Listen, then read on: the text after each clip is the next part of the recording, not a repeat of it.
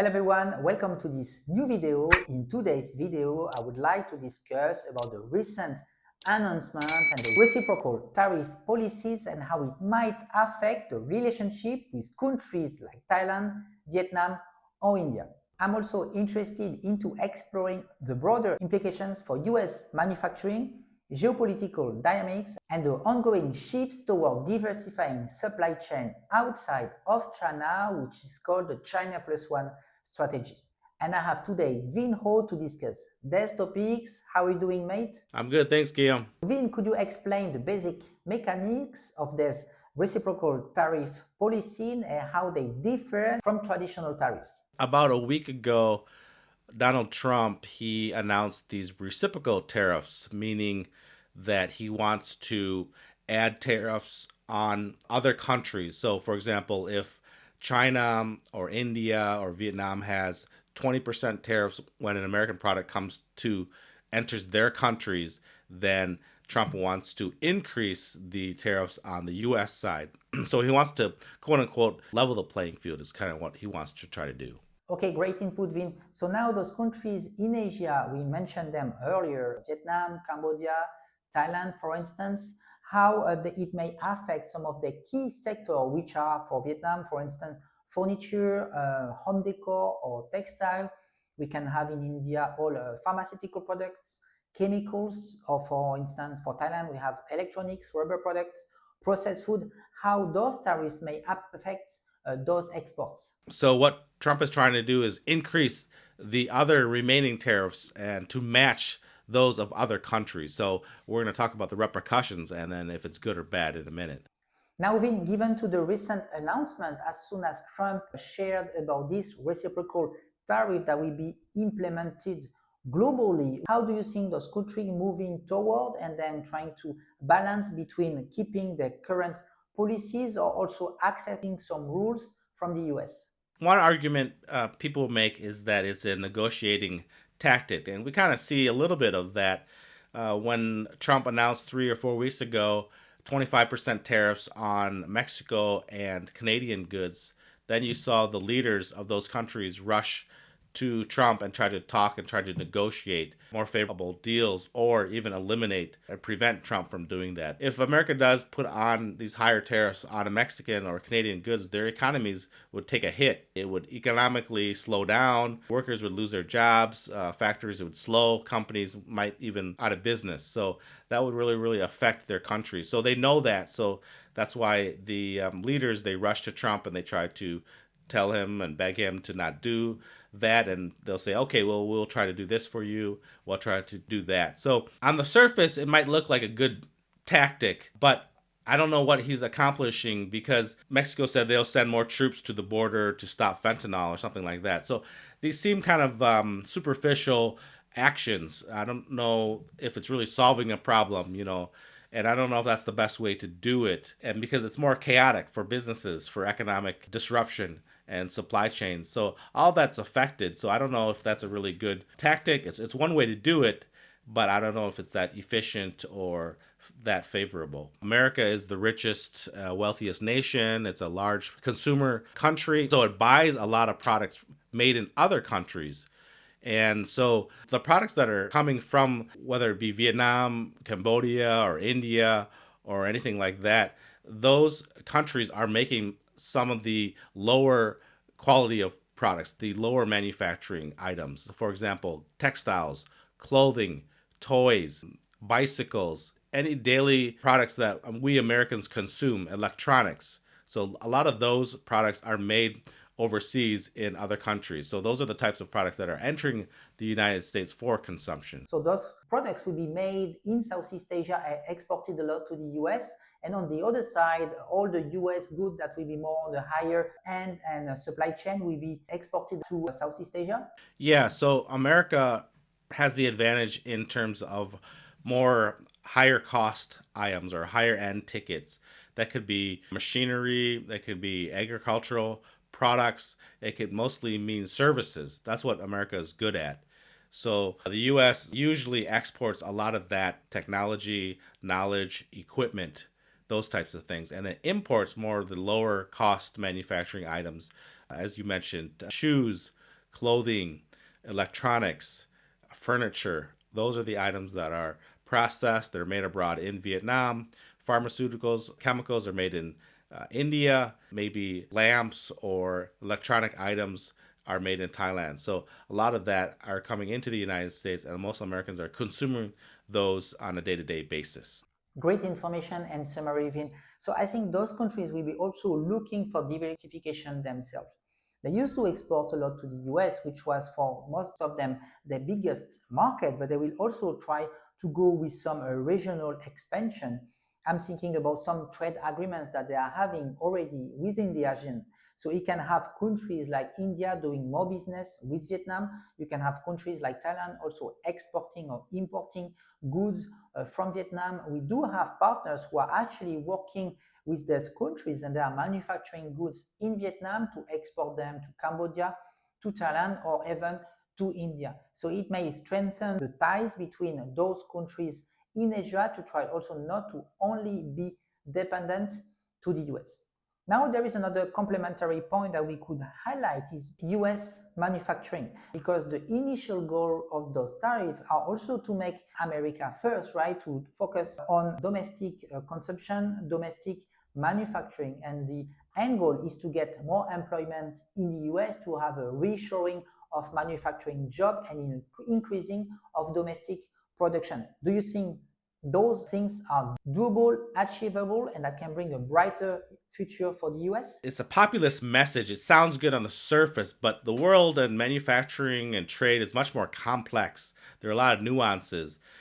For example, American cars, they're exported to Canada, and some parts go to Mexico and they're assembled and they go back and forth, and then maybe they're put together in a factory in Kentucky, and a lot of the electronic components and parts are coming from Thailand or even China, and then they're assembling them. So it's a very, very complex system and process. So Trump says he's trying to bring manufacturing and jobs back to America, but again, it's hard to do, number one, because how long it will take, for example, for a company to find land, then build the building, and then find the workforce.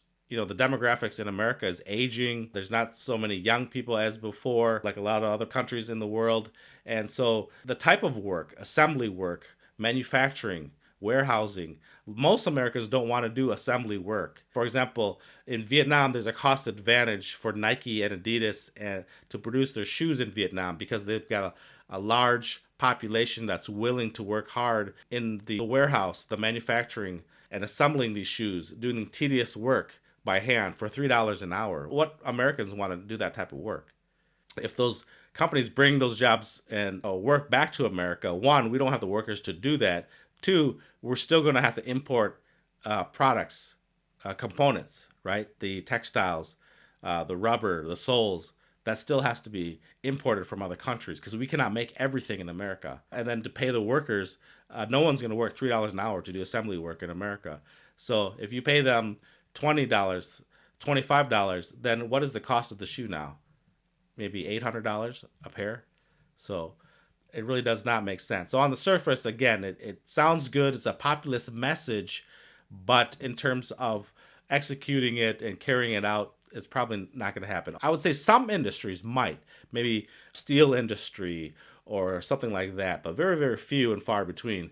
And then there's other jobs that support, like supply chain and all these other services that support these jobs too. So I don't see it happening. So now let's move to the geopolitical implications, and how do you see these US reciprocal tariff policies fit into the agenda of the broader US trade strategy in the Indo-Pacific regions?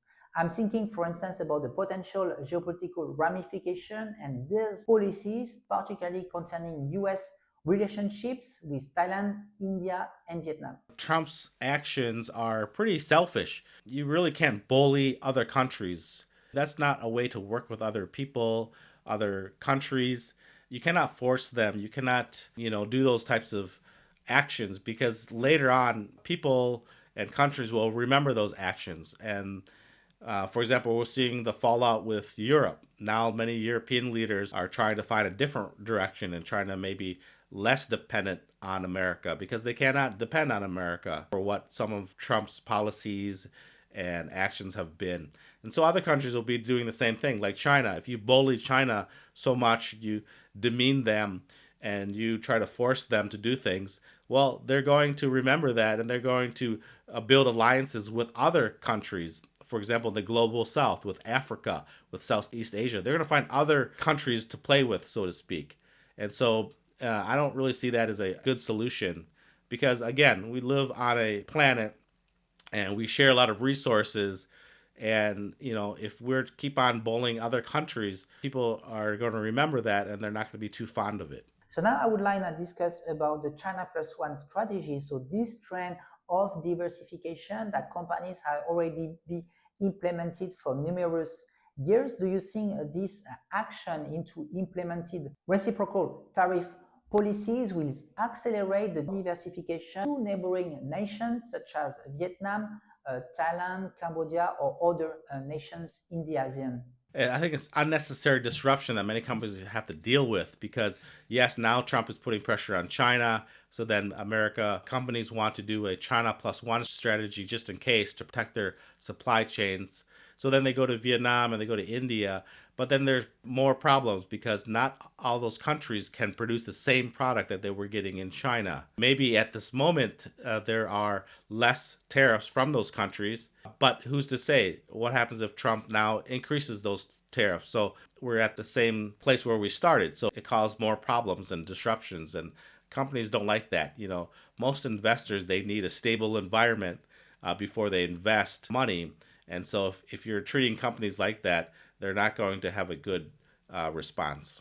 This is good information, Vin. And then just to emphasize a bit, I think not all of the countries in the Asian region are well established and then ready to accept China plus one strategy. In some countries, you can have some strengths and weaknesses. We can talk, for instance, about the lower cost of labor, but there may be nuances and then differences such as in the infrastructure, on the red tape aspect, and then on bureaucratic hurdle, political instability in some case.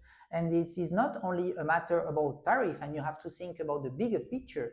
If you are thinking about making a move for a company looking to establish a strong supply chain in Asia, they may consider a lot of options, right? And then may have to put everything in a benchmark, put all the pros and cons, and then finally see which country is the best player and which other can still be kept as alternative scenarios. And then when they are implementing a China plus one strategy, it should go step by step, starting to allocate 10 to 20% of their production into an alternative country and then seeking for diversification smoothly, and then obviously having a local team. So it can be hiring a sourcing agency in country or a third party that can be taking care of all the QA, QC, and then just making sure that in terms of delay and then timeline, everything is respected. And then after that, probably hiring a full-time person to really ensure a smooth A to Z procurement process in those alternative countries. What are your expectations in the next 3 to 6 months with the recent developments? What are your thoughts about that? Again, it's going to be hard to predict. There's lots of action on Trump's end right now. He's doing a lot of tariffs. He wants to increase tariffs on other countries, and he wants to punish other countries other than China, even America's allies such as Mexico and Canada and Europe. He's always saying that he's going to increase tariffs on them too. So we're seeing a lot of chaos in America and around the world, and I'm not sure how long it's going to last.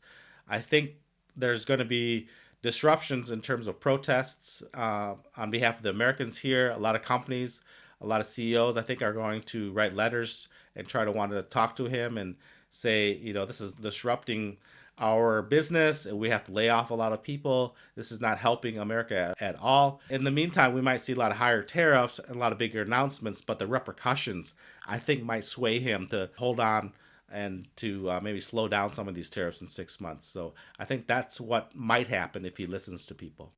Okay, very interesting point. Let's say you are a new entrant, you are looking to source products in Asia. Would you try to go as a US company to China and then you will just get higher tariff? Or will you already trying to diversify it and go to a neighboring country like Vietnam, Indonesia, Cambodia? I mean, it depends on the product category. What would be your action plan if you want to start now? Yeah, I would definitely take a look at neighboring countries. Probably Vietnam is probably the best alternative right now to China. They've got a nice manufacturing base. They're moving up, cheap labor, and they're doing a lot of good things in Vietnam. So that's a hot country. Yeah, Indonesia, you might want to check out, or India, even some of those countries. But again, I think you have to know exactly what product you're looking for and like the industry in those countries, because not every country can produce the exact same product that you're looking for that China could make. China has the advantage for decades now because they've been producing and manufacturing products. They've got sophisticated infrastructure, supply chains. They got a strong workforce, and they've been producing large volumes of products at a low cost. That's why Walmart does well. That's why Target, Costco, a lot of these American companies that have been purchasing from China for decades, 20, 30 years, that's how they've been doing good business. Okay, thanks mate for the input today. Let's see the upcoming development and what's going to be rolling out regarding those tariffs. Let's see if countries will be taking a step back and trying to fit with what US is requesting them, or let's see if some countries will try to still push up and keep the current relationship that they are having with the US. All right, thanks, Guillaume. Appreciate it. Thank you.